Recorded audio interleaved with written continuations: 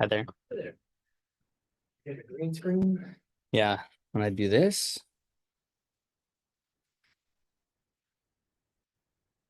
and now I'm getting no screen. Is the PC on by chance? Oh, there it goes. Yeah, it'll stay like this for about 10 seconds and then it'll Okay. lose its mind. And do you normally use your Mac in here without any issue? Mhm. There it goes. Okay. We power cycle this box for you. We're correct. It is in fact losing its mind. Yeah. I'm going to check one thing real quick before I power cycle it, just out of curiosity. Yeah, same. Okay.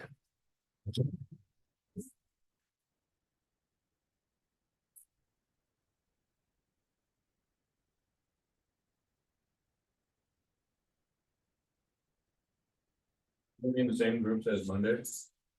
No, we're gonna do something different today. Sorry, bro.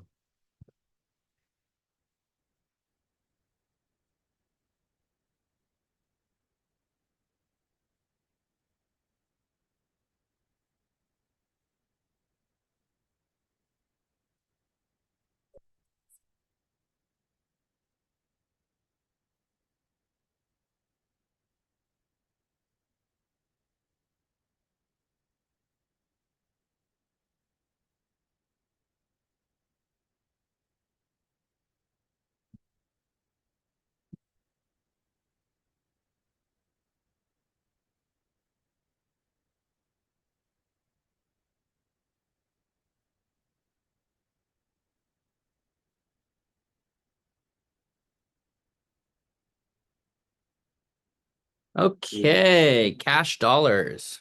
Tight for a sec. Make sure it doesn't do it again. What are you? Let's see. You got it right? Ooh. Back there. So far. It's okay to me. All righty. You should be good to go. Okay, if I have any other issues, I'll Yeah, just ring. give us a call. Awesome. Cool. Thank you. Thank you. You're doing like a coding project? Okay. Okay, folks. I am not Trinity. I know it's very difficult to tell, but Trinity is not here today. So I will be telling you about boundary value problems.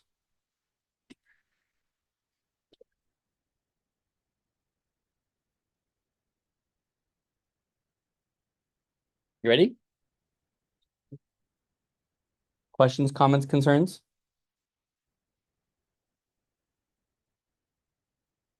Good. That's the right question.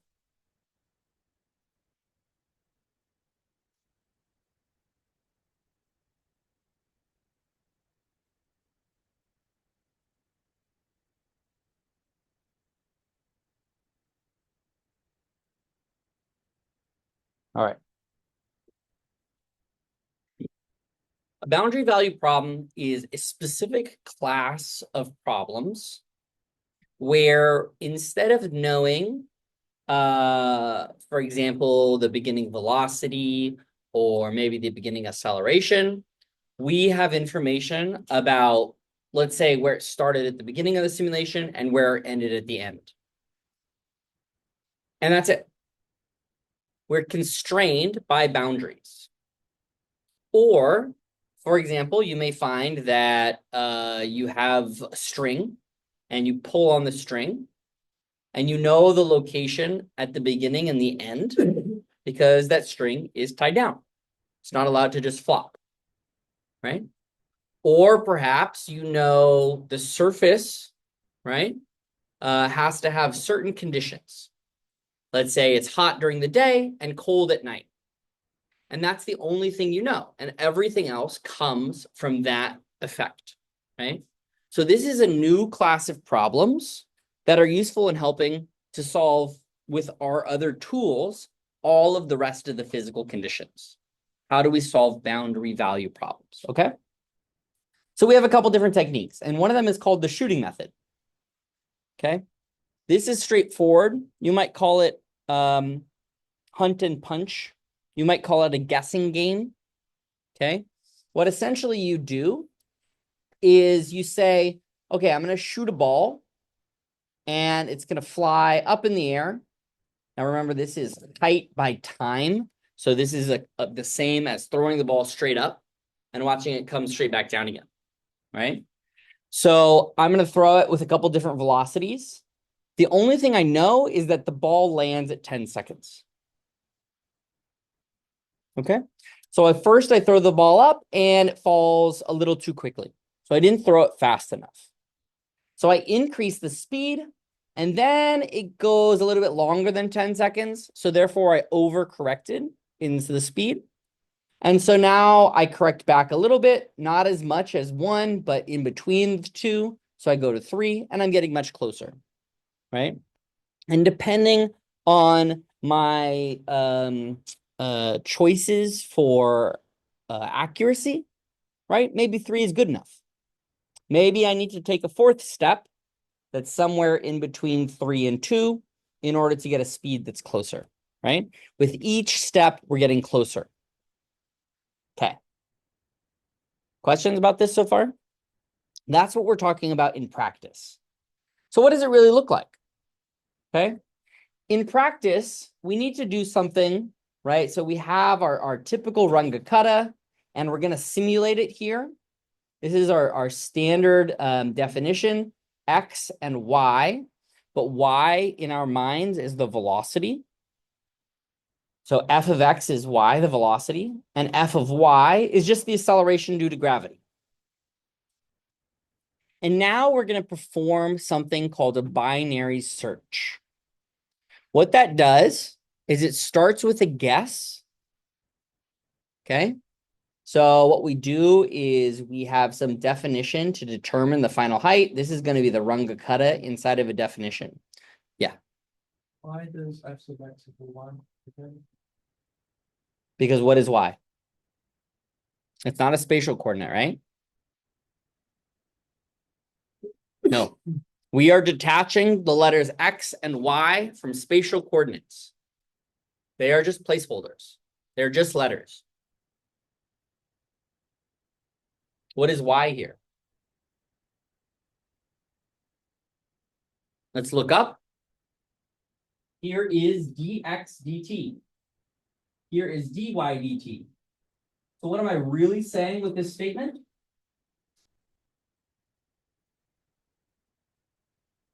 I'm saying d squared x dt squared equals minus g.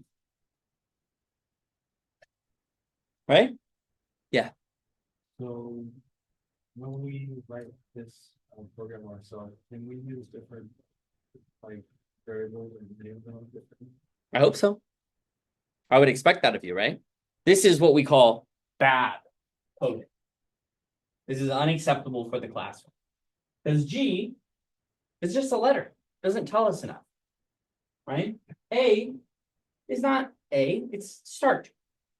B is stop or end or whatever you want to call it, right?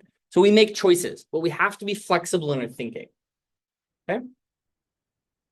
Okay, so we're gonna run this. This is the function that returns gravity. And here I've taken this thing for a specific initial velocity. It returns the position. Okay. And the thing about the way that I wrote this is normally I tell you don't put anything into a definition unless you're going to do it more than once, right? That's the rule. So here what we're doing is we're actually going to do it a bunch of times. And we're going to do it for different values of v until we get a position that we like. Okay? So here, h, right? A to B, so this is start, stop. So this would be 0 and 10 seconds later with some number of steps. That's not changing in the simulation. And the question I'm asking is where does the ball end up? Does it end up exactly at the floor? Does it end up right above the floor? Does it end up below the floor for a given v? Right? That's what this code says. Can you see that?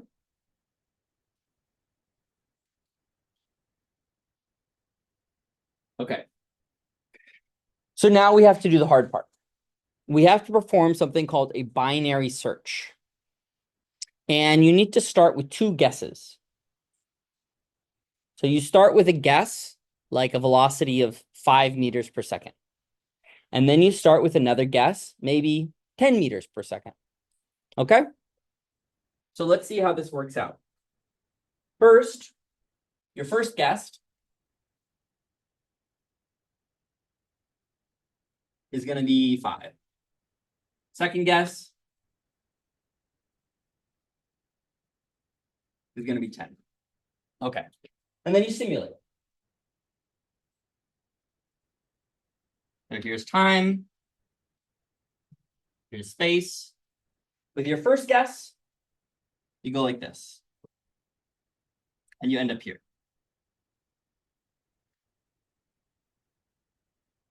Your second guess,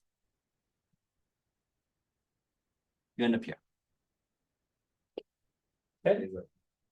What do you mean? We just did this before. No, not exactly. Because we need to find V such that we land directly on the curve. This is a starting condition. Oh, this is V, not T. This is V, yeah. Okay. So the thing that's changing here, this one is V equals 5. This one here is V equals 10. So this one, I didn't throw it fast enough, and it fell below the Earth because the simulation doesn't know to stop. This one, I threw it too fast. It went up, and it still hasn't come down yet. Okay. So now what would you do as a human being? Choose something in between, right? Well, that's what we're going to tell the computer to do. Okay. So here, I say some difference between the two heights. Okay, above and below. And while that difference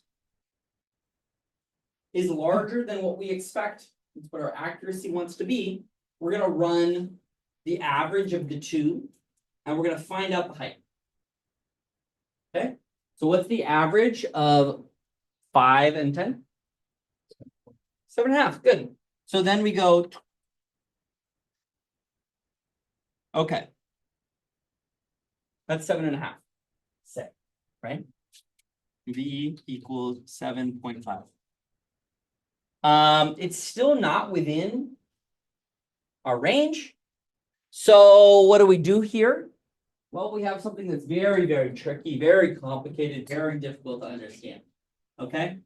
It says here, the height times the new height greater than 0. What is that?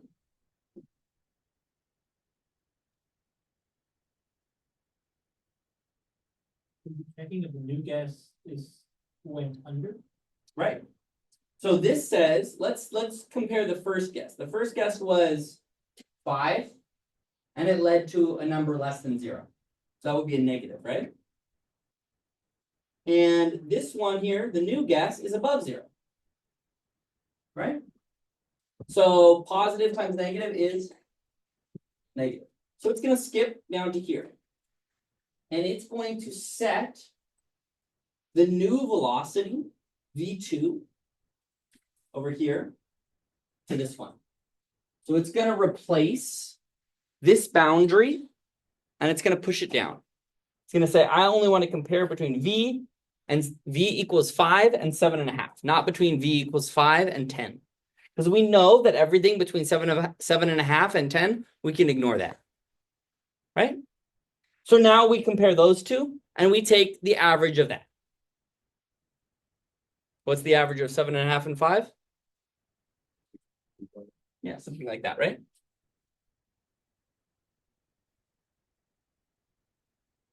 Damn, we're so close. Right? So now we go below the surface.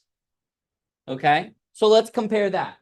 The one that we just did was negative. The first one that we did was negative. And so therefore, this is negative times negative? Positive. Good. So now what it does is it sets the initial boundary 5 equal to 6.5. Right? And it pushes that up. So that we're only looking in this space. In between here.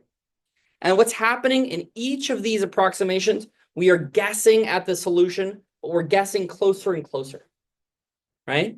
And so what we're doing essentially is on the number line, if it looks like this, okay? Here's the first guess. Here's the second guess. Okay? First thing we do is we check here, halfway between them. Binary. One or the other. Binary the situation. Okay? Is it in this quadrant or is it in this half or this half? If it's in this half, move this to here. And look there. Is it in this half or this half? Move this boundary to here. And look there. Is it in this half or this half? Okay, move this boundary to here. Check there. Until the width gets small enough that you're like, that's good enough accuracy. Okay? That's it. That's how you do a binary search. Okay? So who gives a shit? Right? Why do we want to know this? Let's have a look. Okay? What? For accuracy. For accuracy? Yeah, sure, for accuracy. But we have specific types of problems, right? So here is a great example. This is a quantum mechanical problem where the wave function of the electron needs to disappear at the boundaries. So we know something about the edges of the problem. They enforce certain rules.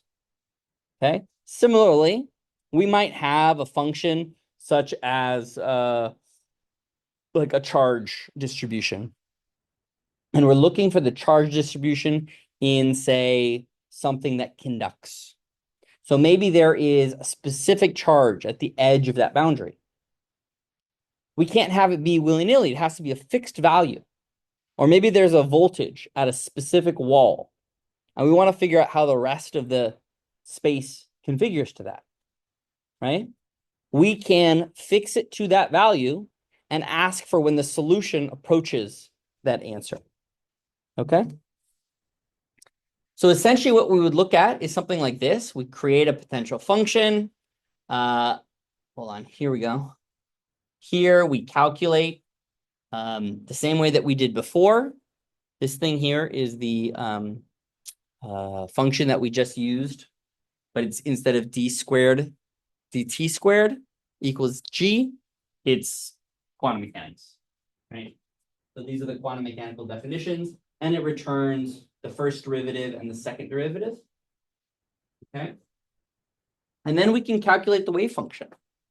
We do RK4 like we normally would, starting at one end, trying to go to the other end, and any time that there is a non-zero at the other end, we know we've done it wrong. Okay? I think I lost 90% of you there.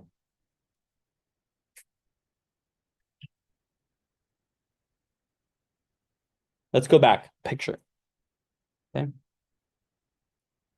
Oh my God, why won't this go back? Oh, fuck. There we go. Okay. So previously we threw a ball up. It flew up in the air. It came down.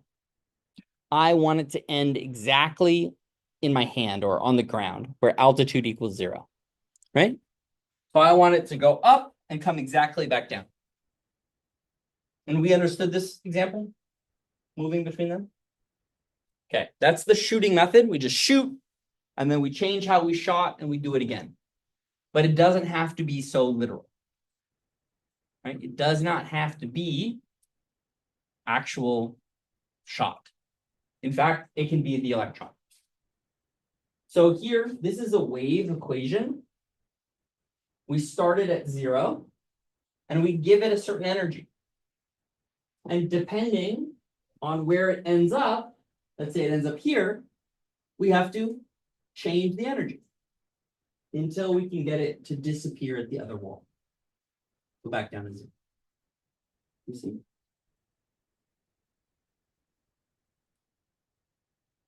So yeah. Does it have to not disappear at the beginning wall, or does it have to disappear at both walls? It has to disappear at both walls. Because the electron's only allowed to be inside here, and it's not allowed to be outside. And it's not allowed to have a discontinuous jump. right? So it has to smoothly go to zero at the boundaries. Similarly, you might have something like a potential wall. Okay, so let's say you have a voltage of 100 volts on one boundary of your simulation. You have a big box like this. Okay, you have 100 here. Let's say you start with 0 here.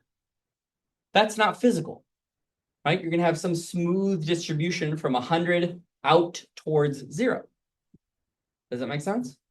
So what you'll need to do is you'll need to find the distribution of charge that reflects smoothness, no discontinuities. Does that make sense? Okay. All right, let's see what today's example is.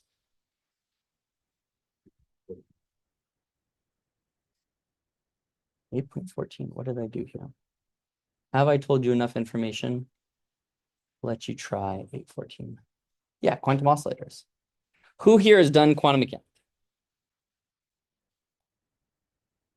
Who here has taken modern? Okay, that's what I wanted to see. So you're familiar with the idea of quantum mechanics.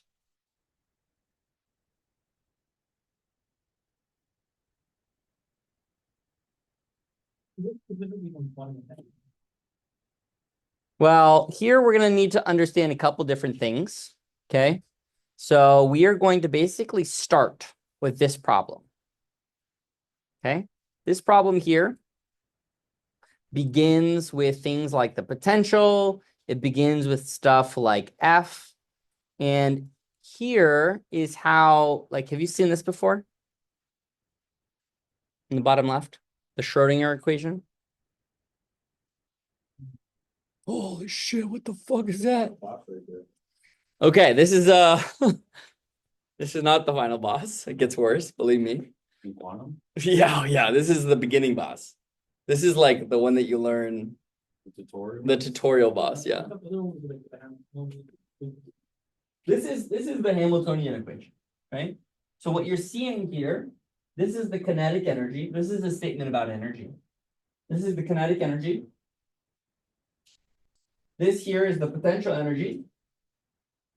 And this is the total energy. And what you're looking for in quantum mechanics generally are eigenstates. Okay, so you're looking for something, a value of psi, right? Which makes this true. Because not all waves obey this principle, right?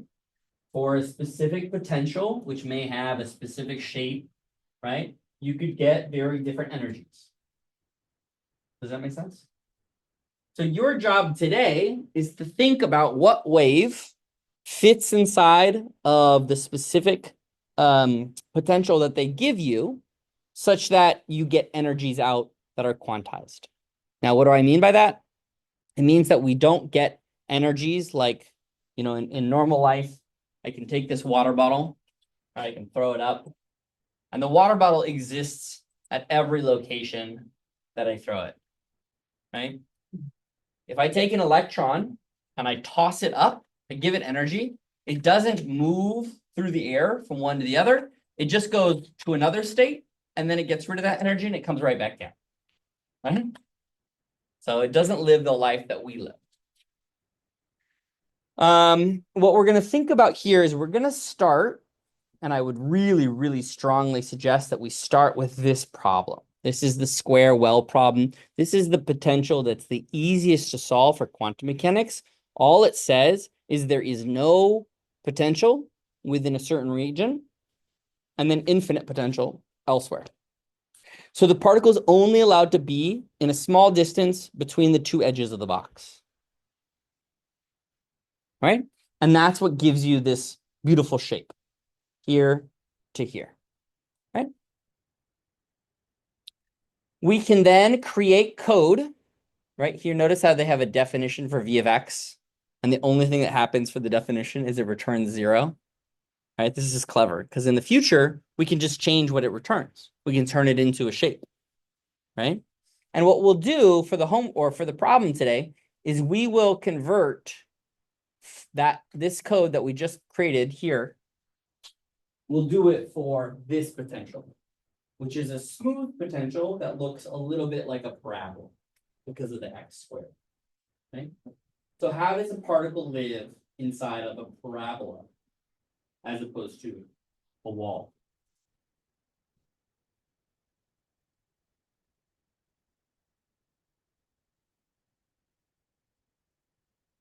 How does that feel to people? I feel completely lost? Not complete. Not completely. What do you mean? What do you mean? What do you mean? I don't know what I need.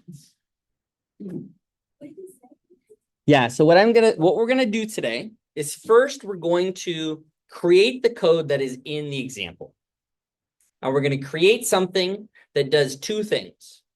One, it solves the Schrodinger equation. And two, it performs a search to find the exact energy for a given potential. Okay, that's the first part. And then we're going to change the potential. Three things. Okay?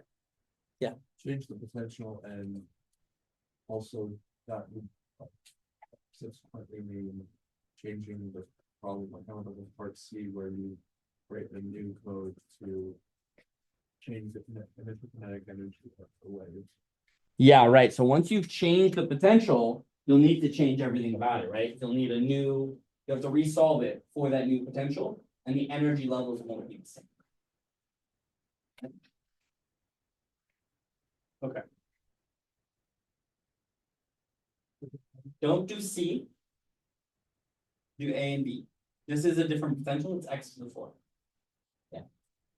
Are we ever going to go back to those programming stuff from I think it was second order ODEs and differential equations for one variable where like we just get information on the most effective programming, or we're just responsible for completing those stuff. Second one. Yeah. So I would prefer that you do them with another partner, right? I do recommend that you get the pair programming from your partner at the end of every session or at the end of every week, so you can look them over, right? It's your work. You should see the work that you did. It's your responsibility to finish them. If we try to do all the work in class, including, but not limited to, only reading when you are required to, or only looking at the book for the first time in class, you will be wasting your time. There is simply not enough time in the week for me to take all of the things that are inside the book and all the things that are inside this class, try to shove them into your head in a 6-hour time period, right?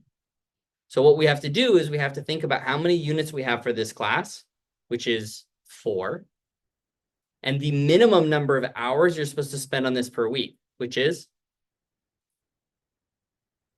12. 12 hours. So if we spend 6 units, 6 hours in class, how many should you be spending each week? 6. That means how many per day? 1 with Sunday off. Are you spending 1 hour per day with Sunday off? No. You're doing yourself a disservice. Because now we are going to take everything that's been hard, which is coding, and we're going to add physics, which is really hard. And you're going to feel like you're left behind in the dust. Okay? So this is the time to really think about how we're using our time. Okay? Did I scare anyone? You're the ones who came, so that's already great. Scaring everyone so that they don't ever come to class. Okay, so let's do new groups. Let's start with this example. We're going to start with example. What did I say? Oh God, why can I not use my own computer? Hello, please. Start with example 8.9. If you want to go one farther back, you can also do this problem. You can do 8.8, but it's not necessary. It's a lot of coding. Yeah. Oh. Okay, questions, comments, concerns? We'll need one supergroup, but that's it.